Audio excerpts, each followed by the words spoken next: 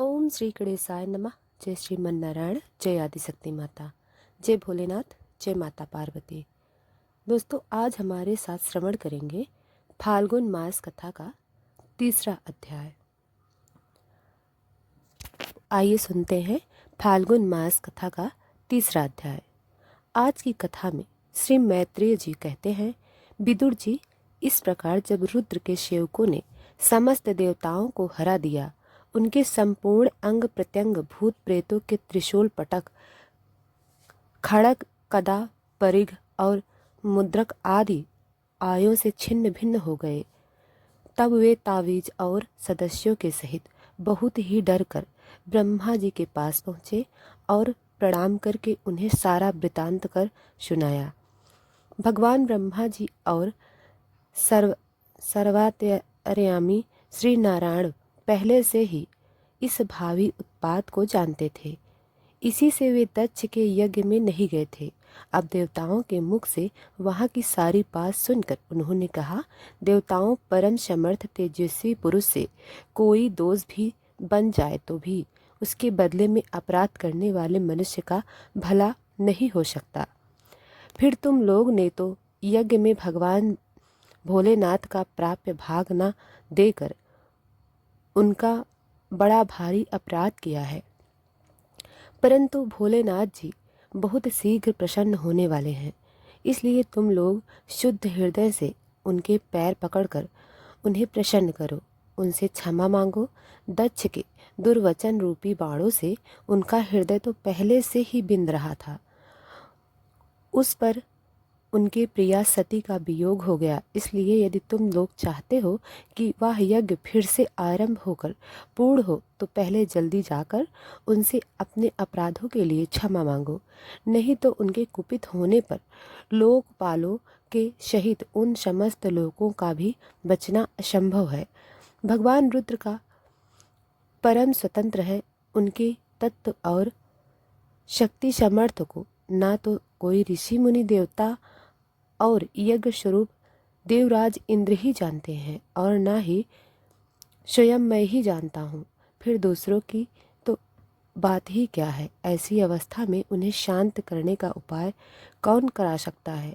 देवताओं से इस प्रकार कहकर ब्रह्मा जी उनके प्रजापति को और पितरों को साथ ले अपने लोक से पर्वत श्रेष्ठ कैलाश को गए, जो भगवान शंकर का प्रिय धाम है।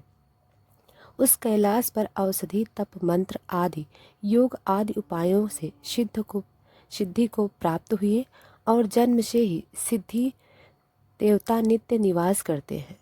किन्नर, गंधर्व और अप्सरा आदि सदा वहाँ बने रहते हैं।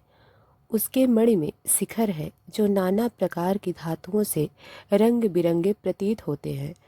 उस पर अनेक प्रकार के वृक्ष, लता और गुलमादि आदि छाए हुए हैं, जिनमें झुंड के झुंड जंगली पशु विचरते रहते हैं। वहाँ निर्मल जल के अनेक झरने बहते हैं, और बहुत सी गहरी कंदरा और ऊंचे शिखरों के कारण वह पर्वत अपने प्रियतम के साथ विहार करती हुई सिद्ध पत्नियों का क्रीड़ा स्थल बना हुआ है।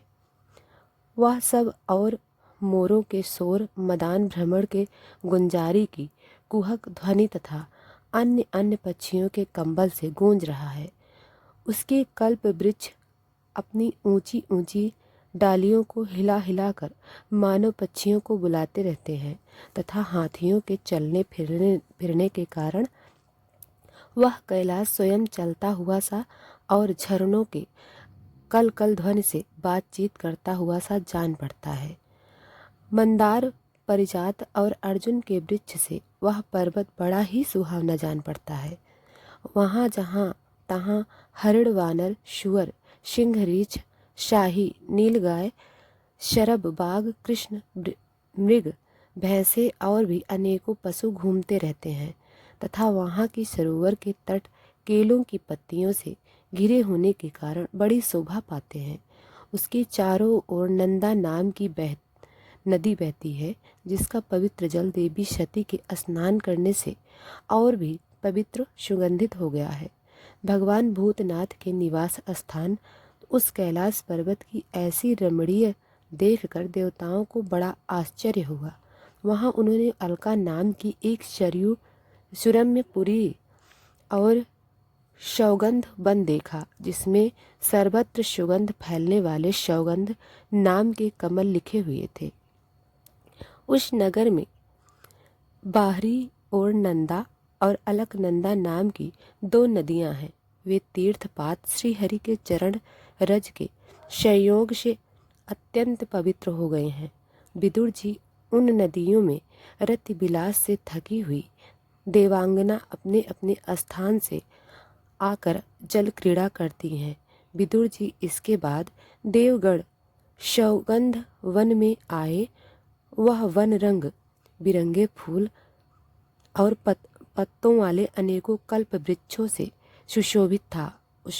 उसमें कोकिल आदि पक्षियों का कलरव और भर का मोरों की कुंजारी कमल कुसुम से सुशोभित अनेक सरोवर थे। वह वन जंगली हाथियों के शरीर की रगड़ लगने से घिसे हुए हरे चंदन वृक्षों का स्पर्श करके चलने वाली सुगंधित वायु के द्वारा यक्ष पत्नियों के मन को विशेष रूप से मथे डालता था। बालियों की सीढ़ियाँ वैदर मणि की बनी हुई थीं। उनमें बहुत से कमल खिले रहते थे। वहाँ अनेकों किम पुरुष जी बहलाने के लिए आए थे। इस प्रकार उस वन की वह निहारते जब देवगढ़ कुछ आगे बढ़े, तब उन्हें पास ही एक बट वृक्ष दिखलाई दिया। वह वृक्ष 100 योजन ऊंचा था तथा उनकी शाखाएं 75 योजन तक फैली थीं। उसके चारों ओर सर्वदा अविचल छाया बनी रहती थी, इसलिए घाम का कष्ट कभी नहीं होता था तथा उसमें कोई घोंसला भी नहीं था। उस महायोग में और मुमुक्षु में के आशय भूत वृक्ष के नीचे देवताओं ने शंकर को विराजमान देखा। वे साक्षात क्रोधहीन काल के समान जान पड़ते थे। भगवान भूतनाथ का श्री अंग बड़ा ही शांत था।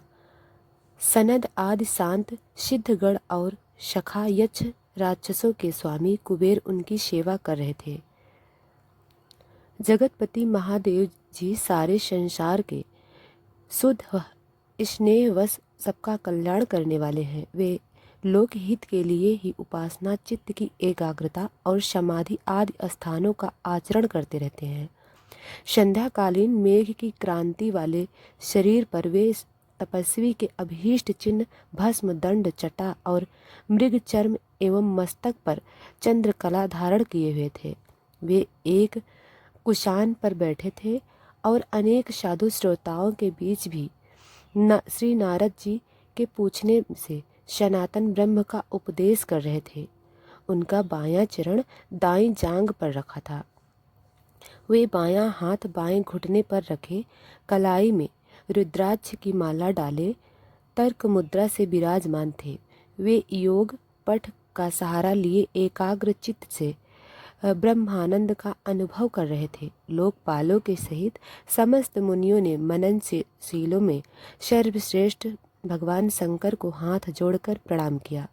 यद्यपि समस्त देवता और दैत्यों के अधिपति श्री महादेव जी के चरण कमलों की वंदना करते हैं, तथापि वे श्री ब्रह्मा जी को अपने स्थान पर आया देख तुरंत खड़े हो गए और जैसे वामन अवतार में परम पूज्य श्री विष्णु भगवान कश्यप जी की वंदना करते हैं, उसी प्रकार सिर झुकाकर उन्हें प्रणाम किया।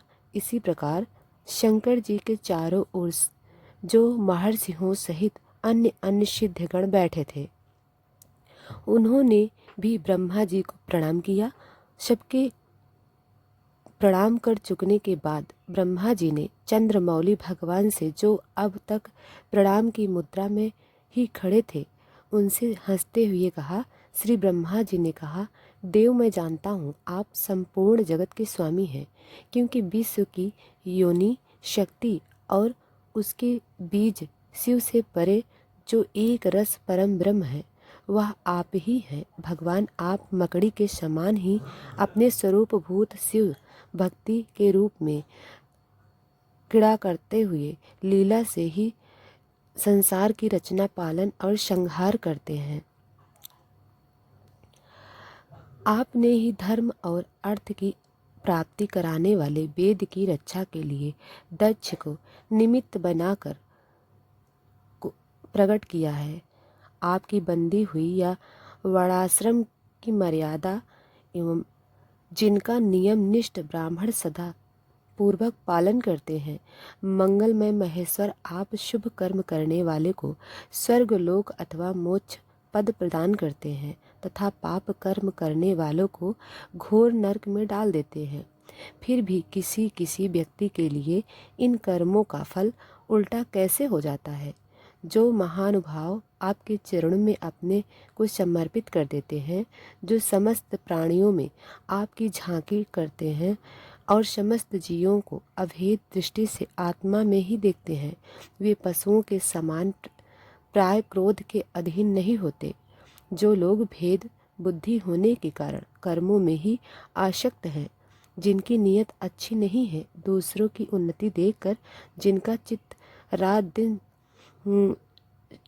कुड़ा रहता है, और जो मर्मभेदी अज्ञानी अपने दुर्वचनों से दूसरों के चित्त दुखाया करते हैं, आप जैसे महापुरुषों के लिए उन्हें भी मारना उचित नहीं है, क्योंकि वे बेचारे तो विधाता के ही मारे हुए हैं। देव भगवान कमलनाथ की प्रबल माया से मोहित हो जाने के कारण यदि किसी पुरुष की कभी किसी स्थान से भेद बुद्धि होती है, तो भी साधु पुरुष अपने पर दुख कतार स्वभाव के कारण उस पर कृपा ही करते हैं। देव बस जो कुछ हो जाता है, वे उसे रोकने का प्रयत्न नहीं करते। प्रभु आप सर्वज्ञ हैं। परम पुरुष भगवान की दूत माया ने आपकी बुद्धि का स्पर्श भी नहीं किया है। अतः जिनका चित्त उनके वशीभूत होकर कर्म मार्ग में आसक्त हो रहा है, उनके द्वारा अपराध बन जाएं तो भी उन पर आपको कृपा ही करनी चाहिए। भगवान आप सबके मूल हैं, आप ही संपूर्ण यज्ञों को पूर्ण करने वाले हैं। यज्ञ भाग पाने का भी आपको पूरा अधिकार है।